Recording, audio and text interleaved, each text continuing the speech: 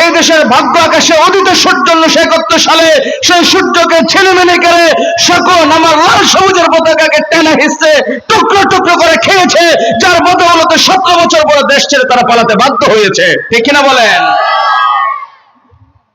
লাল সবুজের পতাকা যখন তারা খামছে ধরলো, টুকরো টুকরো করে খেলো, মানুষের পক্ষ থেকে প্রদত্ত আমানতকে তারা খেয়ানত করলো, আল্লাহ তাআলা এই জমিনকে তাদের বসবাসের অনুপযোগী করে দিল।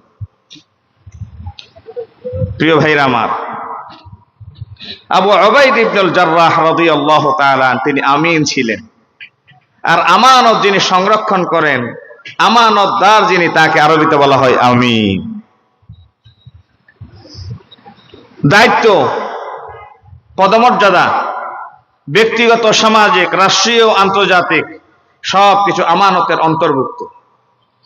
প্রত্যেক বাবা তার ছেলে মেয়েদের ব্যাপারে আমানতদার, প্রত্যেক স্বামী তার স্ত্রীর ব্যাপারে আমানতদার, প্রত্যেক শিক্ষক তার ক্লাসের 40 মিনিট সময়ের ব্যাপারে আমানতদার, প্রত্যেক ওয়ার্ডের মেম্বার তার জনগোষ্ঠীর ব্যাপারে আমানতদার, ইউনিয়ন পরিষদের চেয়ারম্যান, পৌরসভার মেয়র, একটি সংসদীয় আসনের এমপি, একটি মন্ত্রণালয়ের দায়িত্বশীল, একটি রাষ্ট্রের প্রধানমন্ত্রী, প্রেসিডেন্ট তার জনগোষ্ঠীর ব্যাপারে আল্লাহর পক্ষ থেকে জাতির উপরে আমানতদার। যদি কোনো কারণে এই আমানতের ব্যত্যয় ঘটায়, তারা আমানতদার থাকেন না, তারা খায়েনে পরিণত হয়ে যায়। আর যারা আমানতদারিতার পরিবর্তে খায়েনের কাতারে নেমে যায়, তারা মুমিন থাকে না, তারা মুনাফিকের পর্যায়ে নেমে যায়। আর মুনাফিকদের জন্য আল্লাহর পক্ষ থেকে সাহায্যের দরজা বন্ধ হয়ে যায়। ঠিক কিনা বলেন?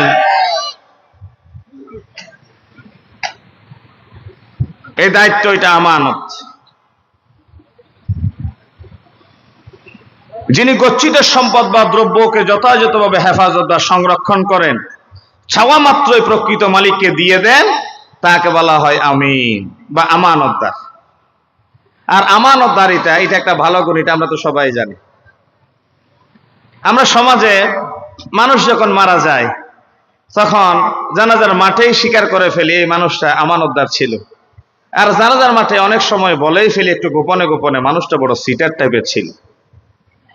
সে রাস্তায় রাস্তায় বিয়ে করত, সে তার বোনের হক মেরে খেয়েছিল, তার প্রতিবেশীর সীমানা ঠেলেছিল, সে ক্লাসে গিয়ে তার পরিবারের গল্পগুজব করে সময় নষ্ট করত। প্রফেসর ডক্টর আহমদ আলী এই জনপদের একটি গর্বিত সম্পদ। আমাদের মাস্টার্সের সর্বশেষ ক্লাসের দিন স্যার ওয়াইলুল লিল মুতাফফিফিন আল্লাযীনা ইযা ইক্তালু আলান নাসি ইস্তাওফুন ওয়া ইযা কালুহুম আও ওয়াজানুহুম ইখসিরুন, এই 3টা আয়াতের উপরে 2 ঘন্টা বক্তব্য দিয়েছিলেন শেষবারের মতো। তিনি বলেছেন, আমরা মনে করি বাটখারা যতক্ষণ হাতে থাকে, ওজনে কম দিয়ে, খাদ্যে বেজাল দিয়ে বক্তাকে ঠকানোই কেবল খেয়ানত। বলে যে না, যেই ছাত্র সে ছাত্রদের হক আদায় করতে পারবে না, অর্থাৎ ছাত্র শিক্ষক হই আর কি, যেই ছাত্র তার ছাত্রত্ব শেষে তার ভেতরে কনফিডেন্স তৈরি হয়নি, সে ইবাদত করতে পারবে না, ছাত্রদের হক আদায় করতে পারবে না। বলে যে আমি করজোরে আবদার করব, তোমরা শিক্ষকের পরীক্ষায়, নিয়োগ পরীক্ষায় তোমরা যাবা না, বড়জোর রাস্তার ধারে একটা পানের দোকান দাও। কারণ সাধারণ মানুষজন ভুল করলে তার মাসুল দিয়ে যায়, কোন শিক্ষক ভুল করলে তার মাসুল দিয়ে যায় না।